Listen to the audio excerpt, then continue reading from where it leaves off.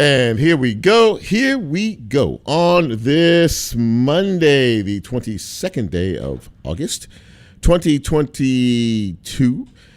You're in the midst of Real Talk Memphis. It is 6 o'clock straight up on WYXR 91.7 on your FM dial. And I'm going to tell you at the outset, they're doing some testing in the building of the fire alarms and things like that. So if you hear some strange noise during the broadcast, and I hope that they're in the midst of doing some testing. All right, I am your humble host, Chip Washington. Hi, good to see you on this Monday. I hope that you had a good weekend, good week past, and a good Monday. Today was a very nice day, by the way. Temperatures did not get out of the 80s, but they did get close enough to 90. The humidity was a bit high, but you know what? I'll take it. I thought it was a really, really nice day today. And, I hope you got a chance to get out and enjoy it, if that is your thing, of course. A lot of ways to catch this fine piece of radio broadcasting. Of course, 91.7 on your FM dial live. Right now, we are also on the WYXR app. You can go to and hit that and check us out. The TuneIn app is available as well. We're on live on there. And we are live on Facebook Live, ladies and gentlemen. And a bit later on, we will post it to YouTube. And as we are a podcast, when the show posts tomorrow, we will be on the podcast system. You hear what I'm talking about? This is the fire thing going on here. But anyway, back to that. Anytime and you can be able to get us anywhere you get your podcast. Now, this is going to be an endeavor in really trying to concentrate on what I'm doing here while this noise and this testing is going on of the fire alarm system. So please bear with us, and I don't know how long this is going to go on. Okay, but we're going to have a really good show for you tonight. Newly elected Shelby County District Attorney General Steve Mulroy will join us in just a few minutes to talk about the election and, more importantly, what comes next. So we'll have a good conversation with him about that. A little bit later on, Daniel Irwin of the Better Business Bureau of the Mid-South joins us. It's scam season, but when is it not scam season? He'll talk to us about some of the latest scams and, as always, how you can avoid becoming a victim. And a little bit later on in the show, the second half hour, we're going to speak to a young man who's a filmmaker. His name is Jason Martin. He's a young 32-year-old, enterprising young fella trying to, become the next, Tyler Perry or Antoine Fuqua or, any one of these big-time directors out there. We're going to talk to him about what drove him to want to be a film director and, some of the projects he's got going on and what his future looks like as well. I don't know if I don't know how well you all can hear what's going on behind me here, but the last show that was on before mine, when I was driving in, I heard that noise as well. So we'll see how long all this goes on, as I said. But before we move on, this is the part of the program where we celebrate you. If you were born on this day, we salute you via happy birthday. And either over the weekend or last week or upcoming, you know what? We're going to celebrate all of you. But we can't do that until I say, hit it, Lola. Happy birthday!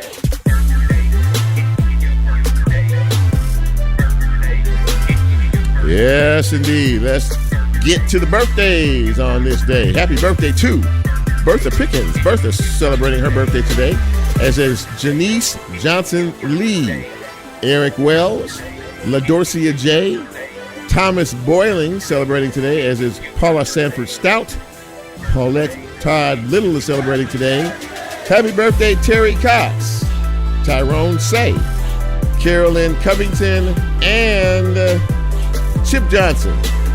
No relation to the first part of my name, but he is the mayor of Hernando. So happy birthday to you, Chip, and all of the rest of you. And if you celebrated over the weekend or you have an upcoming birthday, I'm sorry, hold on. Lola is paging me. Hang on, what is it? And Ashley Smith. Happy birthday to each and every one. And we hope to, if the Lord says so, to join you next year for your next trip around the sun. Celebrate. Have a good time. Thank you, Lola. Okay, getting into some of the news and notes today. Well, first of all, this afternoon there was a big tanker fire explosion on I-40 near Forest City. Happened about 2:30 or so this afternoon, and that tanker is still on fire, as is apparently some other vehicles who were caught in that. Just saw that one person is dead, as a result of this so far. When I left the house, this fire was still going. I mean, it was still pretty much engulfed, and authorities are saying that it could take up to 7 hours to clear this accident. So you can just imagine the folks that are stuck on, and the interstate is stopped. Both sides, east and west at that particular area, both stopped. So you can just imagine what it's going to be like for the next several hours. Also, a big story making the news today out of Arkansas, where a man was arrested yesterday morning.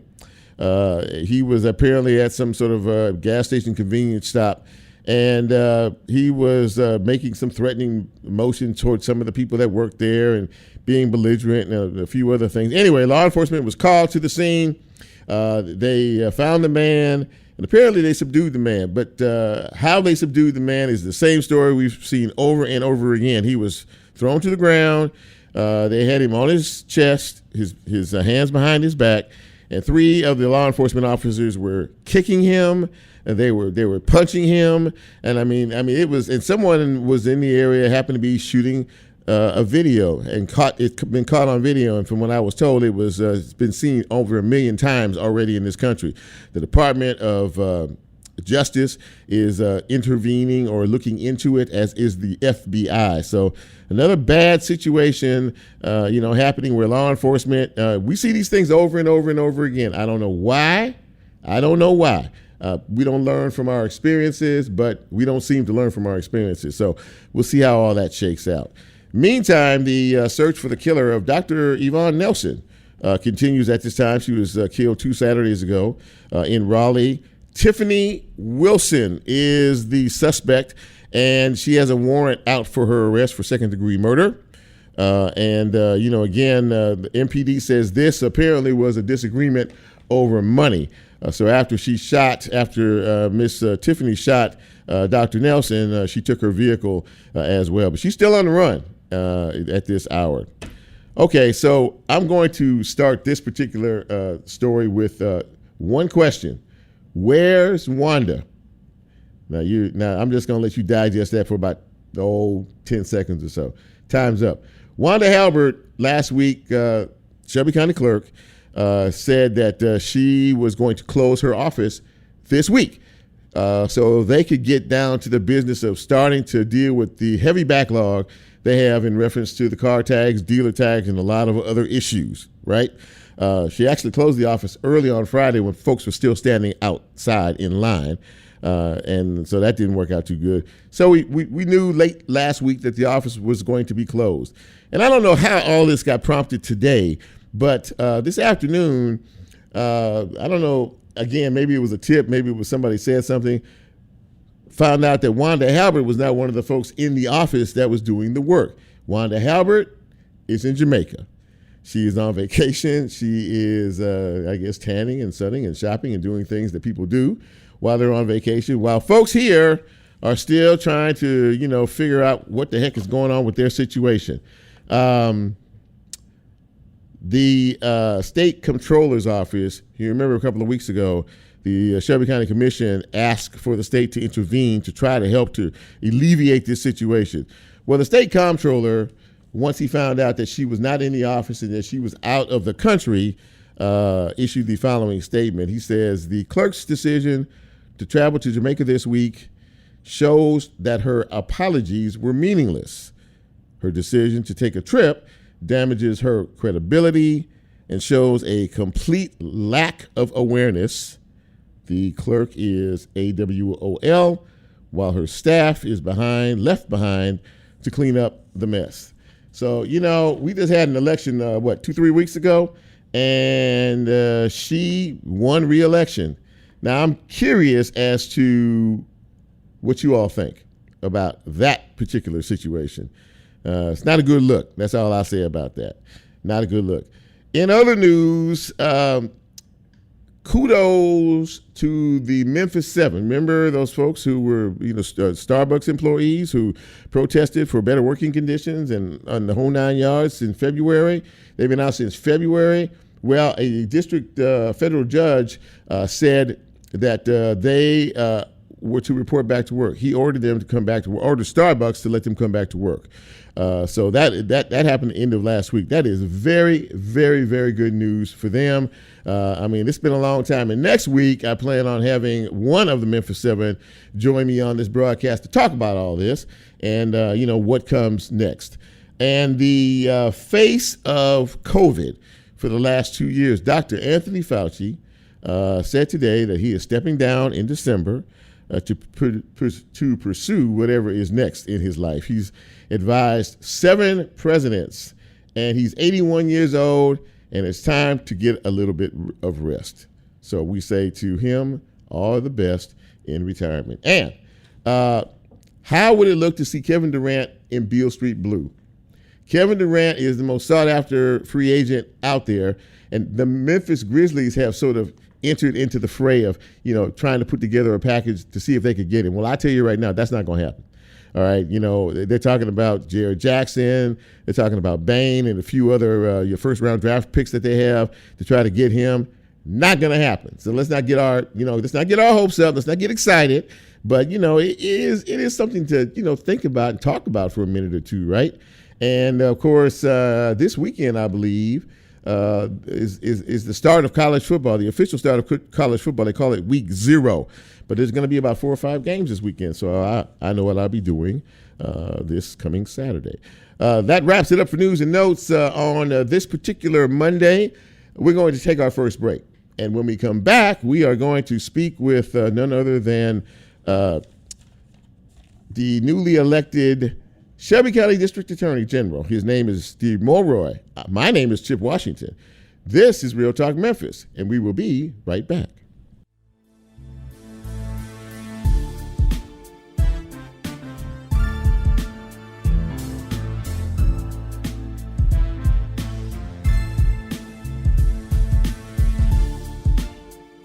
If you like Real Talk, here's a way you can get involved. Do you have a show topic idea or suggestion? Want to be considered a guest or have a guest idea? Then send Chip a message on his Real Talk show page and you can be a part of the Real Talk experience. So as he always says, go out and tell somebody. We'll be right back.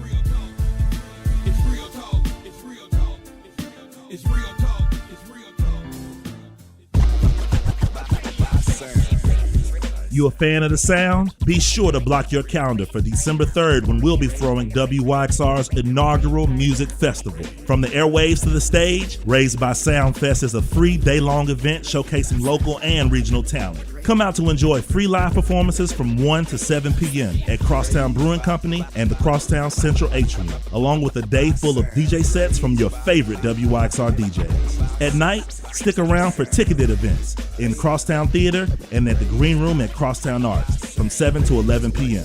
We'll be announcing the full lineup soon, so stay tuned. If you want to be the first to know all the details, sign up for email updates at raisedbysoundfest.com. WYXR is brought to you by Minglewood Hall, presenting Ani DeFranco, the songwriter, social activist, and independent artist on October 1st. More information at minglewoodhallmemphis.com.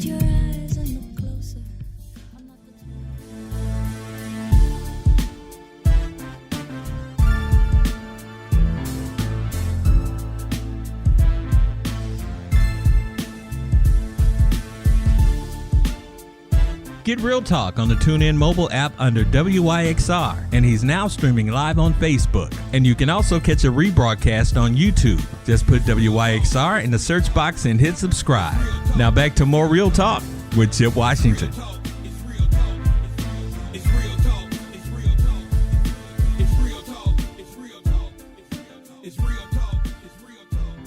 And welcome back to Real Talk Memphis on this Monday evening, and very happy to have my first guest with us. Of course, we had big election a few weeks ago, and there were couple of featured races in this particular election cycle. One of them was a juvenile court judge, and the other, and probably the one with the most focus and spotlight, was the attorney general race between Steve Mulroy and Amy Wyrick. Well, Steve Mulroy came out victorious, and he joins us now on Real Talk Memphis. And it is good to see you, sir. I haven't seen you for a while, but congratulations and welcome to Real Talk. Thank you very much. It's great to be here. Absolutely that. So, and before I even get into this conversation, I saw a post from you over the weekend, and you were in Florida visiting a very special young lady, your mother. And how's she doing, by the way? Well, thank you for asking. She's 96 years young. Yes, sir. And she needs a little more help in the last 8 months than she did for the 95 years before that. But she is still healthy and alert and enjoying life. Absolutely that. Well, it was just wonderful to see that, and God bless her. All right, so, you won this, rather big race, and I guess the first question I have for you is, it was a pretty contentious, campaign, no doubt about that. But what was it, in your opinion, that told voters it was time for a change, and you were the change that was needed? Well, what told voters it's time for a change, I think, is the fact that we were becoming nationally notorious. Mm-hmm. We were getting national attention for all the wrong reasons over the last decade. I mean, obviously, the most important thing is that we had ever rising crime. Violent crime had been steadily rising over the last decade to the point where we were number one in the country. Mm-hmm. But at the same time, we've been cited by studies for prosecutorial ethics problems, cited by courts for prosecutorial ethics problems, and cited by courts for racial discrimination in our criminal justice system. And I think there was generally, among most of us anyway, an overall need to make sure that the system became fairer and our streets become safer. Well, you obviously have a very big, job ahead. When folks, elect people, move older folks out, people in the current position out, and bring somebody new in. There are always lots of challenges. There's always lots to focus on, in this endeavor. So, what are some of the main points as you prepare to take office that you are looking at, as you start to move down the road a little bit? Well, the absolute unconditional priority has to be reducing violent crime. That's job one, period, full stop. We, as I said earlier, are at record levels, and we need to do everything we can to focus like a laser on bringing violent crime down. And I think that means reorienting some of our priorities, getting away from things like prioritizing marijuana possession or being late on fines and fees, things of that nature, and focusing on crimes that really matter, like carjacking and homicide, obviously, and domestic assault. And there are a number of different ways to do that. One of them is to focus on alternatives to state prison for some of the nonviolent crimes. I think there are some reforms that we can do fairly quickly in our first year. Juvenile court needs some reform. I think we need to fix our broken bail system. And I think also we can establish a conviction integrity unit, or what I'm now calling a post-conviction justice unit, which would look back on past cases like they do over in Nashville and see if there are wrongful convictions, or in Shelby County's case, even wrongful sentences that need to be fixed. It's my hope that by doing all of that, we can restore public confidence in the fairness of our system and get the public to cooperate with law enforcement again in a way that might help reduce violent crime. One of the biggest issues was the recent passing by the State House of truth in sentencing. And I know that you and the current DA had a difference of opinion about that. Explain your side. Yeah, well, I like Governor Bill Lee, opposed truth in sentencing. I think Governor Lee was correct when he said that we tried something very similar in Tennessee a few decades ago, and it did not reduce crime. all it did was balloon our prison budgets. We're now going to be spending under this new law $50 million more every year on prisons. Just think what we could do if we took half of that money and spent it on youth intervention on the one end and reentry services on the other. We'd be reducing crime more, and we'd be saving taxpayer money in the process. On this particular issue, our incumbent is to the right not only of Governor Bill Lee, but the American Conservative Union. And I just don't think it's right for Shelby County. So in saying that, and I kind of want to get a clear understanding of it. It's not for every crime, a serious crime, but it is for certain crimes. Is that basically for a rather lengthy list of felonies, including nonviolent drug felonies and robberies that are do not result in serious bodily injury, but for a large set of crimes, a very lengthy list, we are essentially abolishing parole. So what we're essentially saying to those prisoners is, it doesn't matter how hard you try to rehabilitate, how many classes you take, skills you learn, church services you adopt. It doesn't really matter what you do to try to reform yourself. You are not going to get any credit off your sentence. And what that does is it reduces the incentive for those prisoners to reform, and it means that they're just as likely to reoffend once they're let out, and they will be let out. And the problem there is that we're not actually going to be reducing crime. We're not going to be making people safer. We're not going to be helping the victims. We are going to be spending tens of millions of dollars more unnecessarily on prisons every year. If you're just joining us, we're speaking with Shelby County District Attorney-elect Steve Mulroy. And, you mentioned earlier, there has always been, or there has been for quite some time, a disproportionate rate in terms of the racial component here, in terms of blacks being locked up in various capacities versus white. And you did make that a priority as well in your campaign. Talk about how you plan on doing that. Right. Well, there are a number of discrete things we can do. One is one of the areas where there is a pronounced racial disparity is with people who are awaiting trial, pretrial detention. Mm-hmm. We have 1 in 4 people spending more than 500 days just awaiting for their trial, waiting for their day in court, haven't been convicted of any crime. And the longer they're there, the more likely they are to be black. I intend to fix our broken bail system with new priorities that talk about presuming pretrial release absent specific and credible evidence that that particular defendant is either a danger to the community or a flight risk. I think the more that we fix that, the more we're going to level off that racial disparity. Another particularly good example is the way that we treat young children in juvenile court. The federal court monitor found at pretty much every stage of the process, even if you were to control for criminal history and offense level, do an apples to apples comparison, black teens were treated much worse than white teens.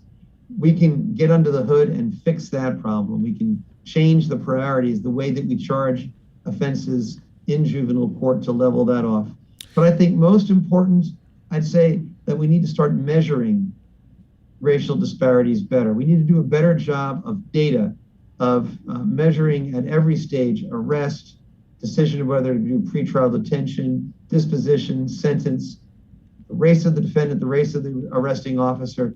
Start measuring this and putting it up on a dashboard for the entire public to watch. And they can chart our progress. Are we getting better with racial disparities or worse or the same? And that will help everybody hold this office and the system generally accountable.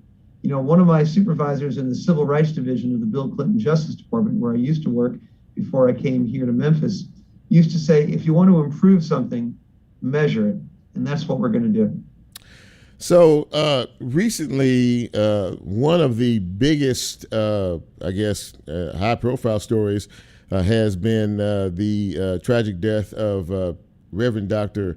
Artura Eason Williams, and the fact that she was shot and killed by 2 15-year-olds and a 20-year-old, and the debate that has continued ever since that happened as to whether these 2 15-year-olds should be charged, as adults or go through the juvenile justice system. And And before you answer that, is there some type of program or perhaps a blended sentence or something that can be done as a detriment, particularly because we are seeing so many young juveniles committing such major crimes? So two great questions embedded in there. Let me try to quickly address each one of them. Sure. First of all, I'm not going to be talking about individual cases that are currently pending and ongoing, particularly because I haven't even been sworn in yet, right? And so we only have one DA at a time, and that's Ms. Wyrick. I won't be DA until September 1st. But even after that, I think I need to be careful about discussing particular pending cases. But I will tell you this as a general matter. There are going to be rare cases where we have no choice but to transfer a minor to juvenile court and most likely then adult prison. In those cases, we're essentially giving up on that child. We're saying they're incorrigible, they can't be rehabilitated. But those cases should be very rare indeed, and they're tragic. It should be a last resort, not a first instinct. And right now, unfortunately, in Shelby County, it is a first instinct. You know, we do more transfers to adult court of juvenile defendants in Shelby County alone every year than all other Tennessee counties combined, and 95% of them are Black. And an independent federal court monitor found that the way we do those transfers was racially discriminatory. In fact, the quote is a toxic combination for African-American youth. We can do better, and we need to do better. Now, you mentioned blended sentencing. It's an excellent question, you know, and Bill Gibbons, the Republican former district attorney who's now head of the Memphis and Shelby Crime Commission, just recently came out with a really great article in the Daily Memphian about this. Right now, we have two extreme choices. We either send the child to adult prison, where the data shows they're actually more likely to reoffend when they come out. So we're actually making us less safe, not safer. We're not helping the victims. And they're at a higher risk for sexual assault and suicide to boot. Or we keep them in the juvenile system where there's a broader array of rehabilitative services. But however, we lose jurisdiction when that child reaches 19th birthday. And so if they are already a couple of years below age 19, then we only get them for a few years before we lose them. Neither one of them is a perfect solution. Sometimes we need a middle ground solution of blended sentencing, where on a case-by-case basis, the judge can say, in this case, we're going to keep this child in juvenile court custody past the age of 19, maybe to 21, maybe to 25, where the brain science shows that, you know, the brains aren't really fully developed until the age of 25. I think that's something we really need to seriously consider. Well, you know, there is a lot on the plate, and you know, you're gonna be a very busy person. But listen, I just want to say thank you for coming on the show tonight, and you know, having a chance to kind of, you know, just sit back and explain to folks, you know, just kind of, you know, where you're headed, you know, and what's going on with you. You know, we realize it's going to be a process, but I want to thank you for coming on this show. And I also want to ask if I could tap on you from time to time. I know you'll be very busy, but as time moves on down the road, just to kind of take your temperature and the progress report and seeing how you're doing in your new role. Anytime. Happy to do it. Thanks a lot. Thanks, Steve. Appreciate your time. Thank you so much. Take care now. Bye. You too. Great interview with Steve Mulroy, the newly elected Shelby County District Attorney General. As he said, he takes the seat on September 1st. We are going to take our next break, and when we come back, we are going to talk about scams, and we're going to talk about how, you know, there seem to be so many we can't even keep account. But more importantly, Daniel Irwin of the Better Business Bureau is going to drop by and talk to us a little bit about how we are not the victims. This is Real Talk Memphis. I'm Chip. We'll be right back.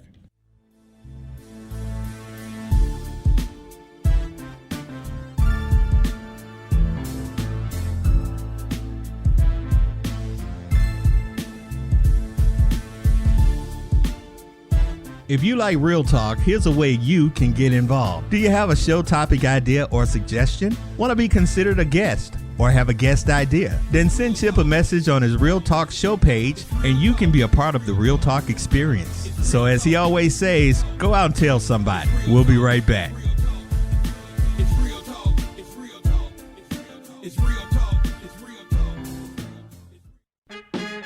The Onstage at the Halloran Center season presents the musical history of Royal Studios, narrated by Boo Mitchell on Friday, August 26th. High Rhythm and Boo Mitchell share the stories of soul music and take you on a musically guided journey of more than 60 years with Willie Mitchell and his iconic Royal Studios. More information at orpheum-memphis.com.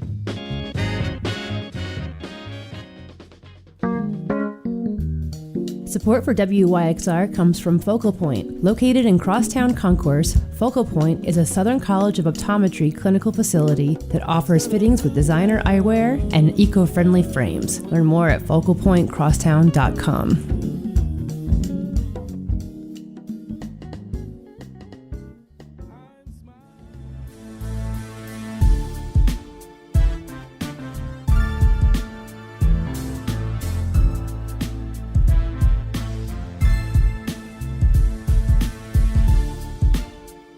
Get Real Talk on the TuneIn mobile app under WYXR, and he's now streaming live on Facebook. And you can also catch a rebroadcast on YouTube. Just put WYXR in the search box and hit subscribe. Now back to more Real Talk with Chip Washington.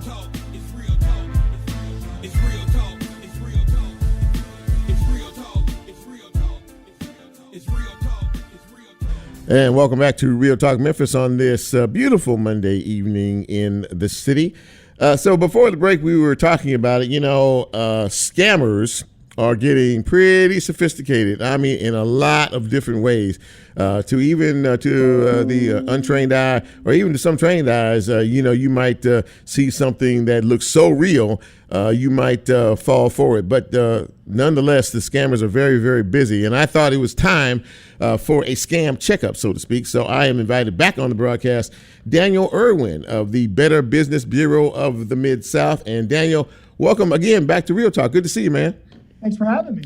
Absolutely. So you and I were talking a few days ago, off air, about this whole episode, and I kind of wanted to know what some of the more popular scams were. I think when I talked to you, we were talking about the financial scams that are going on, at a pretty high level, and we also know that there is a specific targeted group, in terms of all these scams. So tell us kind of what we are looking at. What's the landscape in the scam world looking at these days looking like? Well, yeah. So first, let's talk about what a scam is, right? And so when we talk about a scam at the Better Business Bureau, we're talking about fraud. Right. We're talking about there was never any intention of following through with what it is they were doing. Mm-hmm. We're talking about usually some type of imposter, somebody impersonating someone else, someone impersonating a business, someone impersonating a government agency, someone impersonating an organization that you know in an effort to get your personal information and also your money.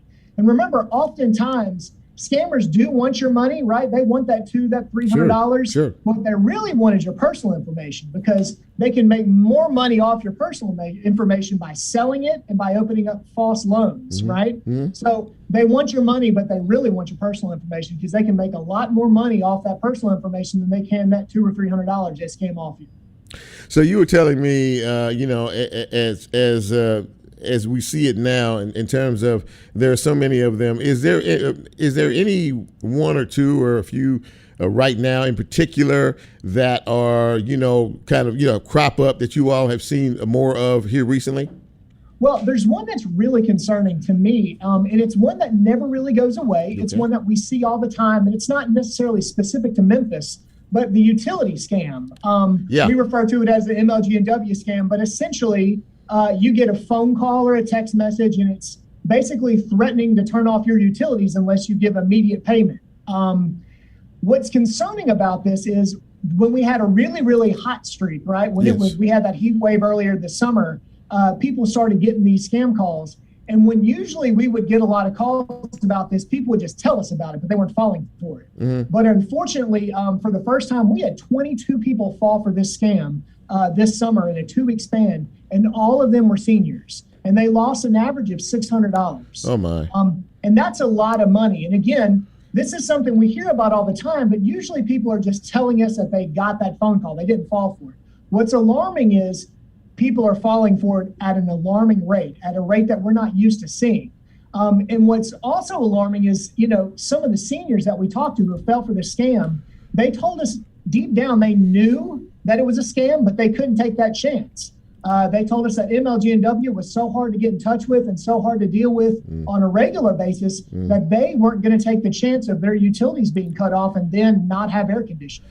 Wow, that really is revealing. Is it due in part too because these scammers are so sophisticated now? I mean, some of the techniques that they use, it does maybe put some pause in some folks' minds.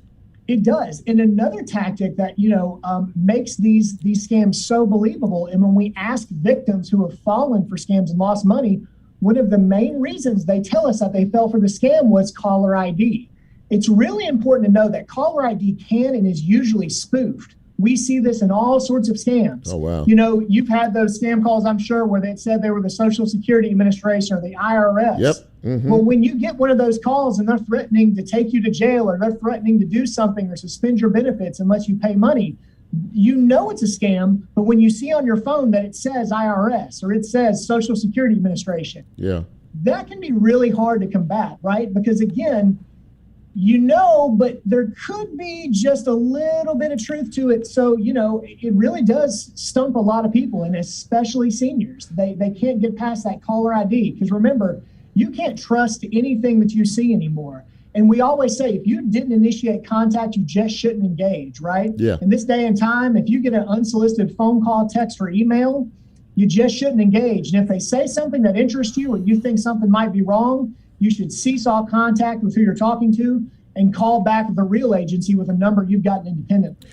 If you're just joining us, we are speaking with Daniel Irwin of the Better Business Bureau of the Mid-South, and we were talking about scams. And, one of the ones I get online, the internet type, is from PayPal. PayPal sends me these notices that say, your PayPal account has been suspended. And, right. In order for us to get, resume, we need your personal information. And I just hit delete. How big a deal are the internet scams these days? Well, those phishing emails that you're talking about, those have exploded, and they are really, really devastating. And you have to be really careful because when you click on links, you never really know where you're going. And so there's so many fake websites and lookalike sites out there. So you just have to be really, really careful and look for the red flags. And one of the main red flags and one of the things you can do to combat that when you get those emails is take your mouse and hover over the person that sent you the email, right? Right. If it claims to be from PayPal or Amazon, but it's from a Gmail account, it's not really Amazon or PayPal, right? Yeah. So looking on the sender, the address of the sender is one of the best things you can do. And again, if you didn't initiate contact, we always say you shouldn't engage. And if you think that there might be an issue, don't respond to that email. Call PayPal or call the entity that you think is contacting you from an independent number that you've obtained on your own. You can always call the Better Business Bureau, and we'll be happy to give you corporate phone numbers. Yeah, absolutely that. Yeah, I've also gotten them from Amazon too. They would say, we billed your account for $745 for this 55-inch big screen TV and blah blah blah. I mean, it's just amazing. And you and I, when we were discussing all of this, it's just. There is an innate fear, I think, especially in the senior population, because they are so trusting. And as you said to me, which I thought about a lot, scammers are full-time. These are full-time jobs for these folks. Yeah, they go to work just like you or me. Their job's to scam you. Mm-hmm. It's big business. Most of the scams that we see, most of those phishing emails that we are talking about, it's all all those phone calls you get from all those automated numbers and those robocalls and all that. Yeah. Most of that comes from overseas, right? That's coming from India and Jamaica. Mm-hmm. And people, they actually go to work in call centers. They punch a clock, they clock in, they clock out, they get bonuses, they get benefits. Their job is to take your money and your personal information. It is quite literally a job for them. And it's big business, right? They wouldn't be doing it if they weren't making a lot of money, and it's well funded, right? Yeah. They operate it just like we would a business here. They take profits and they invest back into it. So it's big business. Is there anything that a legitimate business, corporation or company or whoever can do to stop this type of behavior, this criminal behavior from these scammer folks? Well, it's really hard because unfortunately the scammers have kind of outpaced the rest of us, right? But what the good thing that a lot of major companies, including Amazon, Walmart, some of your major retailers and your major companies, they do have entire pages on their websites specifically about fraud, right? Like if you go to Amazon's corporate page or Walmart or like I said, any major retailer, most of them will have an entire section of their website devoted to the different types of fraud that their company is usually impersonated by, right? Or the types of fraud that their company might be used in, or other people would use the name of their company in. So, and then you also just have to know that like Amazon is not going to call you because there's a problem with your package, right? Amazon is not going to call you. Most major retailers are too busy to call you if there's an issue, right? The only way you're going to know there's an issue with your Amazon account or that someone has made a fraudulent charge is usually when you look at your credit card or your bank statements, right? Most major retailers aren't in the habit of calling you over a $3 or $4 or $7 charge that may or may not be fraudulent. They just don't have the time, resources, or labor to do that, and it's just not cost effective. So, you kind of have to watch your own statements, but a big red flag would be if a major retailer supposedly tried to call you. Yeah, that's that make you pause for sure. Before you get out of here, Daniel, give us some information if anyone has any hint or just really confused or need some help in terms of determining what's real and what's not. How can they get a hold of you?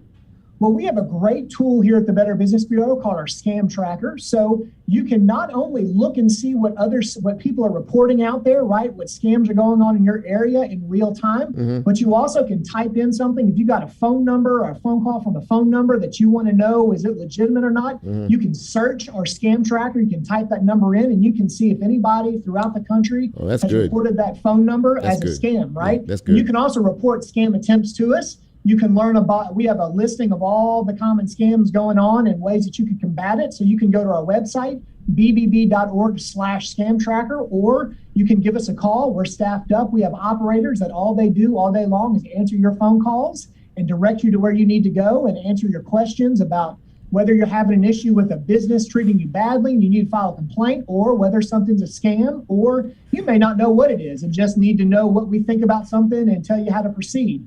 You can always give us a call at 901-759-1300. We have a great staff standing by ready to help you. Daniel Irwin from the Better Business Bureau of the Mid-South. Daniel, thank you for coming on and giving us some very valuable information. And you take care till we talk again. Thanks for having me. I'll see you next time. Yes, sir. Take care. Take care. Well, I hope you were paying attention because he gave a lot of good information in terms of just how slick these folks are who like to scam other folks for sure. So before we go to our last break here and bring in our last guest, I want to acknowledge all the folks on the Facebook live line. Rachel Johnson, I see you there. Good to see you. Marshawn Chrysler from Jackson, Mississippi. My boy, how you doing, man? Barbara Dufour is watching us. Michael Harris. He enjoyed the interview we did with Steve Mulroy. He's checking things out. And let's see here. Diane Towns, Beverly Ingram, Karen Jones Rudolph checking us out. Appreciate that. All of you. We're going to take our final break. And when we come back, we're going to Hollywood. Or at least we're going to talk to a young man who wants to go to Hollywood. This is Real Talk Memphis. I'm Chip. We'll be right back.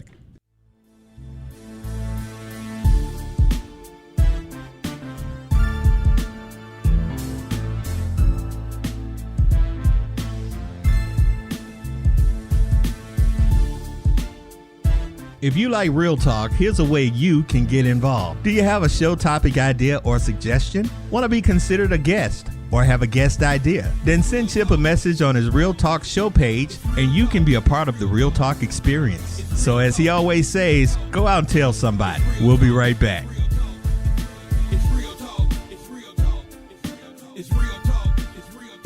The Brooks is open in Overton Park, home to Memphis art collection since 1916. The Memphis Brooks Museum of Art holds the largest collection of world art in the region, with more than 10,000 works spanning 5,000 years of art and cultures. Remember, every Wednesday is free and open until 8 p.m. They are a proud sponsor of WYXR. For more information about the museum and their exhibitions, visit brooksmuseum.org. You belong at the Brooks.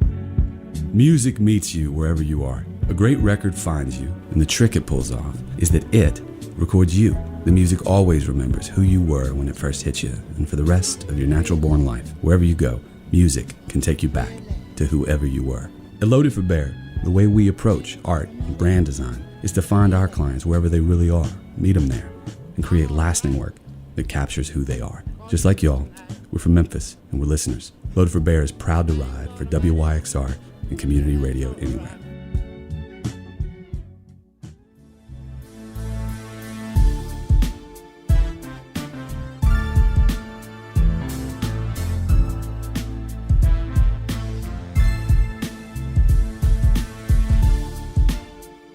Get Real Talk on the TuneIn mobile app under WYXR, and he's now streaming live on Facebook. And you can also catch a rebroadcast on YouTube. Just put WYXR in the search box and hit subscribe.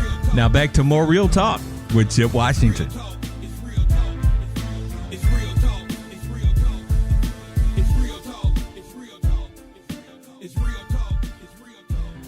And welcome back to the big broadcast. Been a good show so far this evening. Now, my next guest is a young man who is definitely a go-getter. And he actually reached out to me a couple of weeks ago and, made contact and wanted to, come on the show and talk a little bit about what he does. He is a filmmaker. He's a young filmmaker. I believe he's in his early 30s, and he's doing a lot of things in the city. And let me tell you something. If anybody's going to make it in this business just from perseverance alone, it's my next guest. Please welcome to the show, Jason Martin. Jason, welcome to Real Talk Memphis. How you doing? I'm doing fine. What's about yourself, Mr. Washington? Man, we are doing okay. We're above ground, so that's always a good sign. When you're above ground, it's better to be seen than to be viewed. So, I'm doing well. I'm doing well. So, you were telling me offline a little bit about what you've been doing, and I guess I want to start at the beginning. What was it, and how early an age was it that you determined, that you discovered that this is the area that you wanted to be in terms of making films? Oh, wow. It started with music first. Okay. I was a musician at first from 19 to 24. Mm-hmm. And that dream didn't work out. And then I had a friend named Ventrell Jones, and he took me to one of his sets, and he asked me to be what I got. And I fell in love with it after that. My first time ever just seeing the scene and how it was developed and how the characters, how they develop and how the scene is put together in the setups. So when you look at all the movies and some of the great movies out there, some of the great directors, are there ones that you see from a style perspective that kind of match what you choose to do? I mean, some of the greater directors, some of the big directors out there. Well, we're talking about Antoine Fuqua comes to mind with what you do because he does a lot of action type stuff. Is he one of the people that you may want to emulate one day? Oh, Christopher Nolan, hands down. And who is he? He's the guy that directed The Dark Knight, Batman. Okay. Yeah. So what about that genre interests you? The storytelling. And he has a lot of action. If you go see The Dark Knight, and from the beginning from the bank heist, from how the Joker developed his character from, blowing up cars and taking over the city, it was just beautiful how he wrote it. And someone else that I love and admire is rest in peace to John Singleton. Oh, yes. He's the guy that wrote Baby Boy and Poetic Justice. Yeah, absolutely. He was very talented and left us far too soon. Those are two good examples. Now, you've done a few projects from what I'm to understand. Talk a little bit about what you have done so far. Yes, sir. Right now, I just did my feature link called Reminiscent Shadows, and it's about this new age satanic cult that's going city to city to collect these spiritual debts. And Speaking of The Dark Knight, we was able to do a tribute to Heath Ledger, the Joker, in the movie. I don't want to say too much. We did a tribute to the Rock and Roll Hall of Famer, Robert Johnson.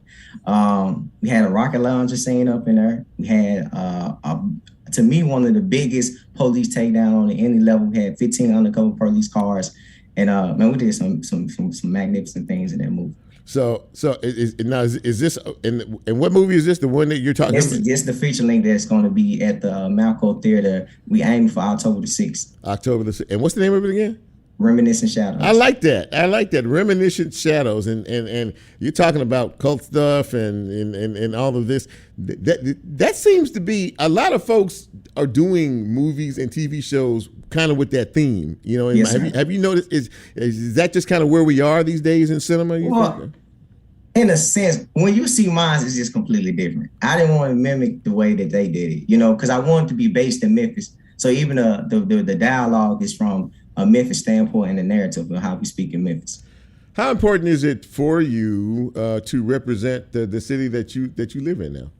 It's very important. Nobody can persuade me to go to California. They can't tell me to go to New York. They can't tell me to go to Atlanta. I always tell everyone Memphis is the best place to film because it's so much just boundaries. And I mean, you have to talk about this off air, and I was just telling you, like, it's the idea that makes Hollywood go. It's not the money or the resource. It's the idea.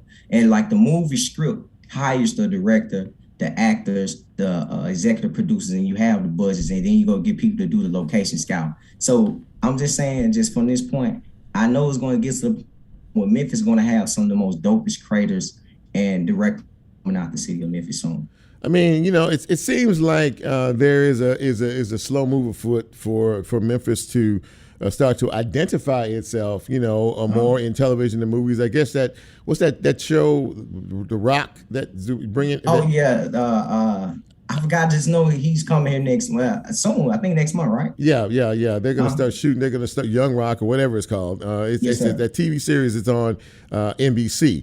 And I know that he got his start in wrestling here in Memphis, but I think there may be a focus on that. But could you see yourself now? You know, we talked to Jason Farmer, who is planning to build probably the second largest film studio complex in this country. Congratulations, Jason. Right here in Memphis, Tennessee, by the way.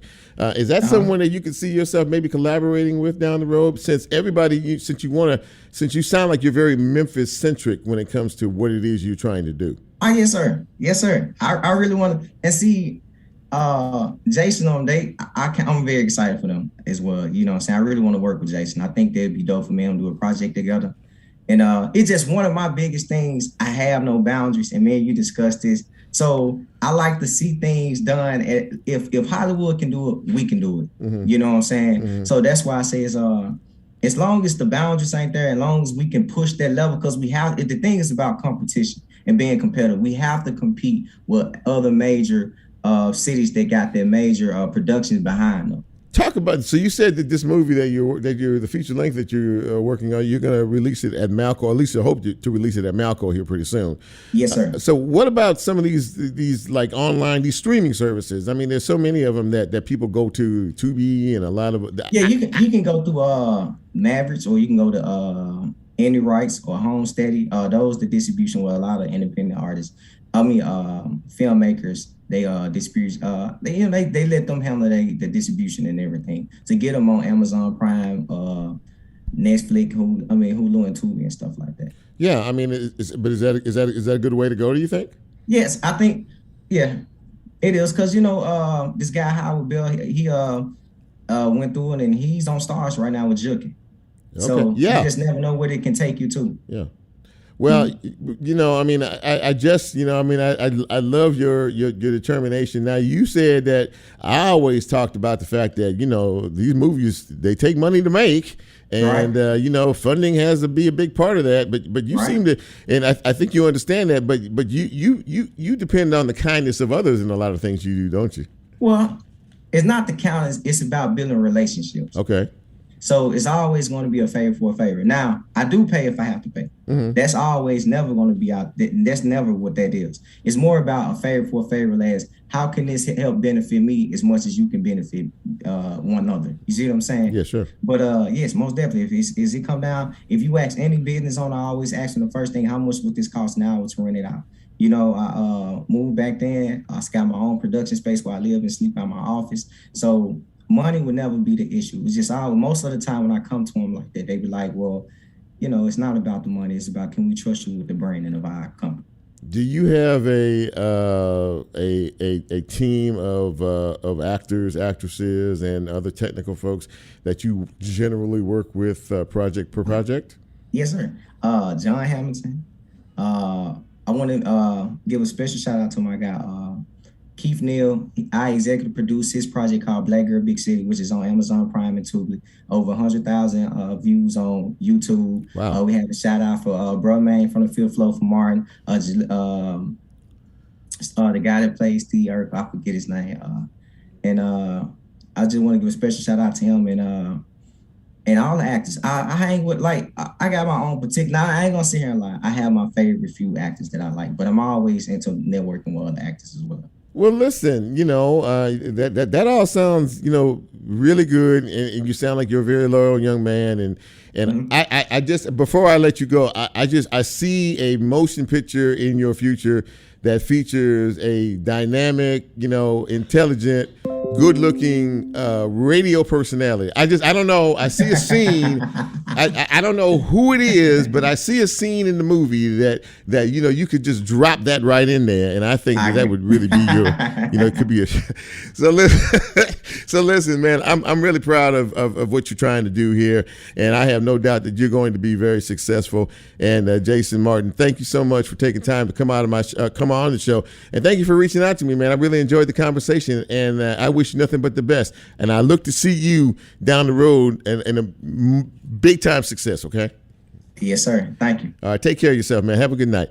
You too, sir. Yes, sir. Well, I tell you what, ladies and gentlemen, good way to end the show there. That young man has a lot of potential, and I think he's going to do very, very well. As Lola plays us out, another great edition of Real Talk Memphis on this Monday. I want to thank my guest.